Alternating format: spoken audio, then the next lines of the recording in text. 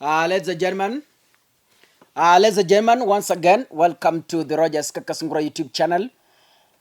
I will never tire to thank each and every one of you for your continued support. There are people who are devoted to see this channel grow. If you're watching this video, kindly, the only support you can render to me is by clicking that subscribe button. Don't just watch. Take your 1 second or two, click that subscribe button because it won't cost you anything. Remember to turn on the notification bell so that when I upload a video, you're able to be notified. Ladies and gentlemen, I will be mixing Swahili and English because we want to accommodate our brothers and sisters from Tanzania, because the content I have today, part of it focuses on Tanzania. Ladies and gentlemen, today I want to give Kenyans bitter realities. There are false hopes that the Kenyans are clinching on, which can never happen. I want to guide you to accept reality as far as the cost of living is concerned in this country.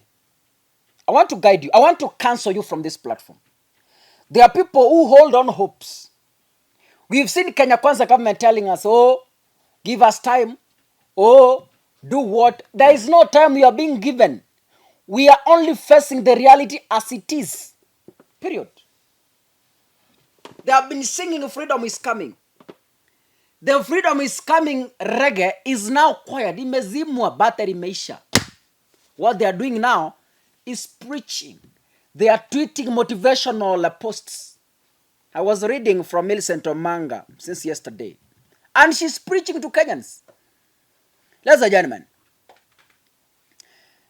lazima tumenyane na ukweli head on. There are questions I'm going to respond to as I do my presentation. Question number 1. Is it true that the handshake in Kenya contributed into the high cost of living? Question number 2. Is it true, as alleged, that Uhuru Kenyatta increased the cost of petrol to benefit the Kenyatta family? Question number 3. Is it true that by electing the Kenya Kwanza government is a solution to lower down the cost of living? Those are the 3 questions I'm going to respond in my presentation. And I believe by the end of my presentation, you will get full answers and you will be satisfied. Ladies and gentlemen, as we speak, the 5th President of the Republic of Kenya, Dr. William Kipchirchir Samoei Ruto, and his entire Kenya Kwanza brigade, when they were running their campaigns, they made Kenyans believe that by electing Kenya Kwanza, the cost of living will come down.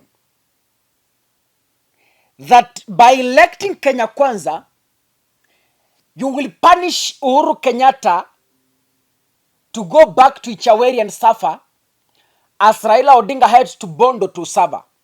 But Kenyans, the reality we are facing is you did not punish the two, gentlemen. You punished yourselves.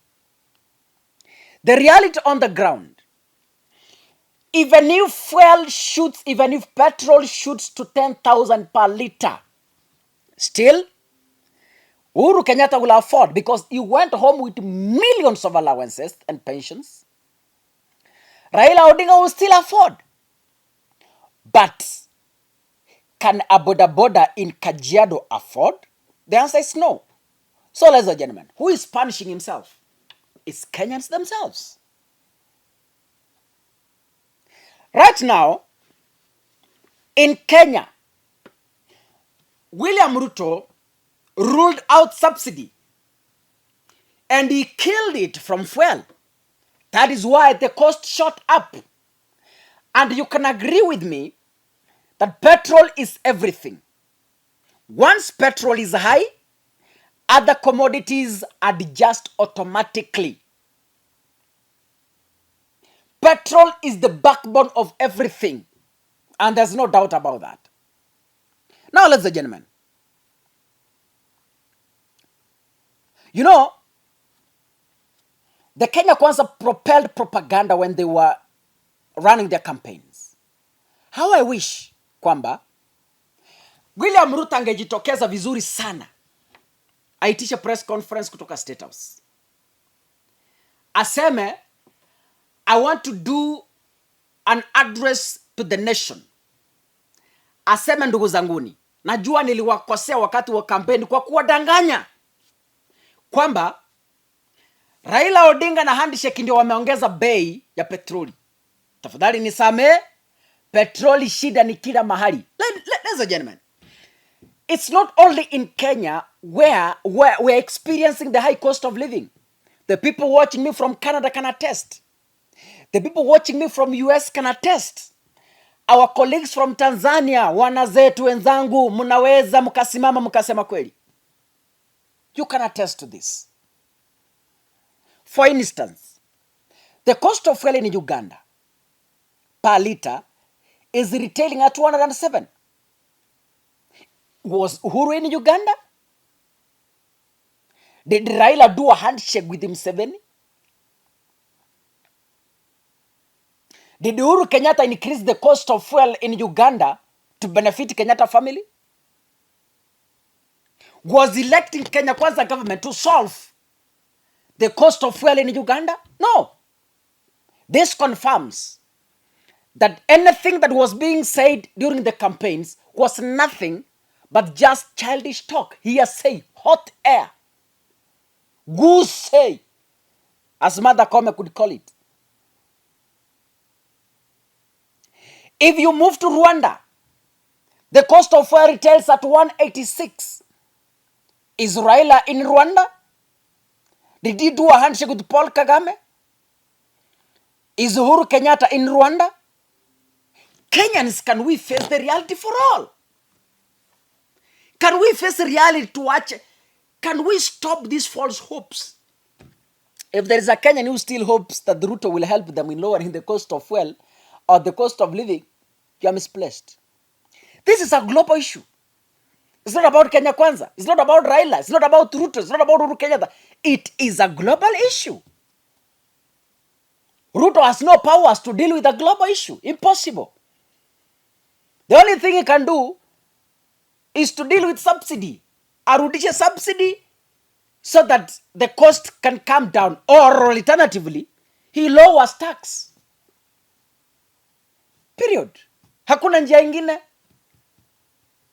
Kama kuna Wakenya who still believe kwamba the cost of living is coming down in the next few days or few weeks, my friend, you are dreaming. Those are wet dreams. I encourage you to wake up before your bed gets wet. Please wake up. It is a reality that nobody can dispute. Yes. Tanzania, the cost of oil is around 157. So is Raila in Tanzania? Did Raila do a handshake with Mama Samia Suluhu? No. So if there is somebody who told you to believe that the cost of living is high in Kenya because of Raila Odinga, that person should be stoned for lying to Kenyans. That person should be prosecuted and jailed for lying to Kenyans, for propelling propaganda, for deceiving. In fact, we should open charges for them for deceiving Kenyans. Yes. You know, I was watching a clip from Ondende Nyoro, the remarks he made in September, around September 2021, last year. And I was asking myself, do really Kenyans take their time to reflect on what the Kenya Kwanza told them during the campaigns? Really? Ladies and gentlemen, the speech that I'm about to play is of Ondende Nyoro. One, is saying that a conman joined Jubilee government who killed the Big Four agenda, who increased the cost of living, who increased the cost of fuel. But Kenyans, let me ask you, Raila Odinga right now is not in government. Ruto has no handshake with anybody. Ruto is now the president. Then how come we are having the cost of fuel at 180 per liter? How possible is that? Because mulisema the high cost of living is because of Raila Odinga.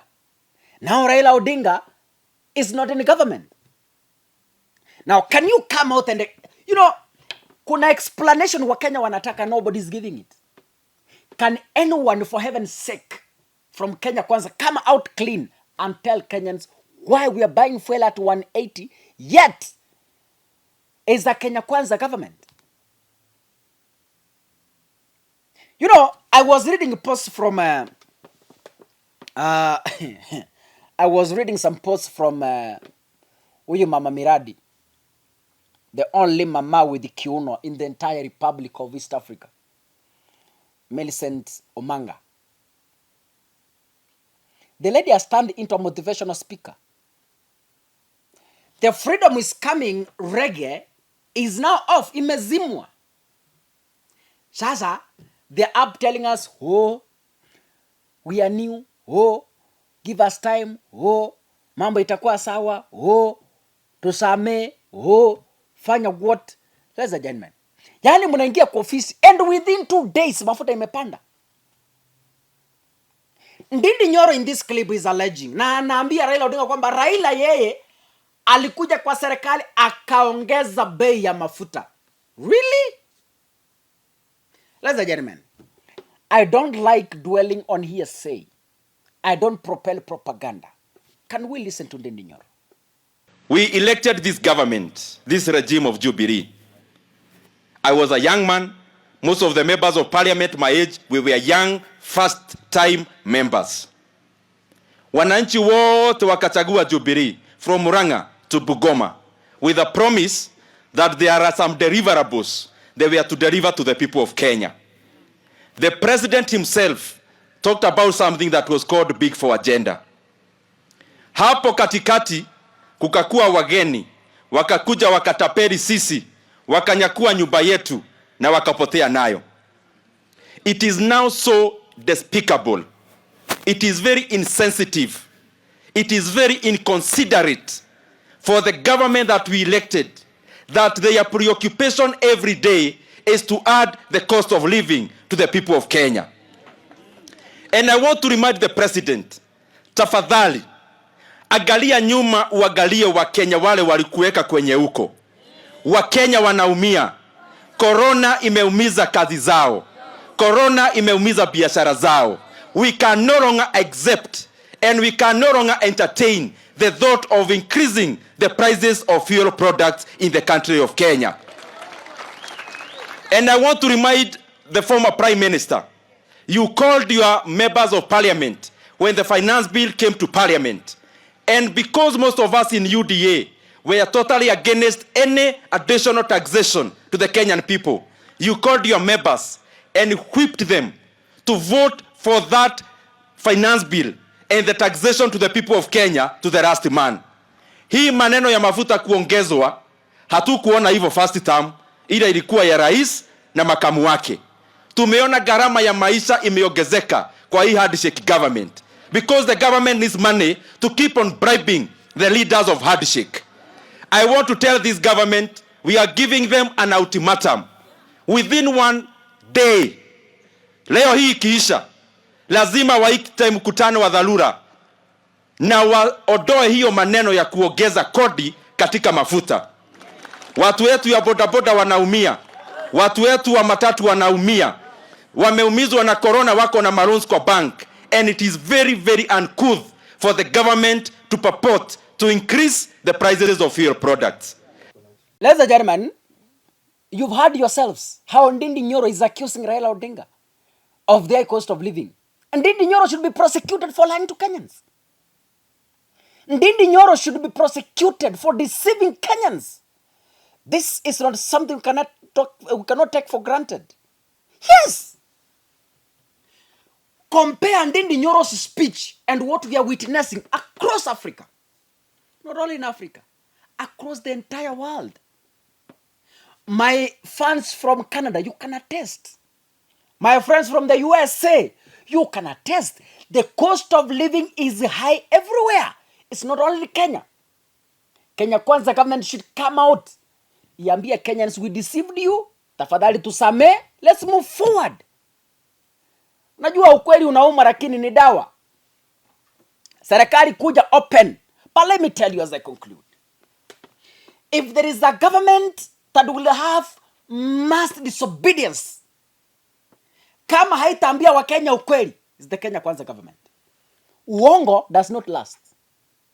Hata mwanamke anaye kudanganya siku moja ukimkuta, ile mapigano itakuwa kwa hiyo nyumba, sijui ni war ya Ukraine na I don't know where.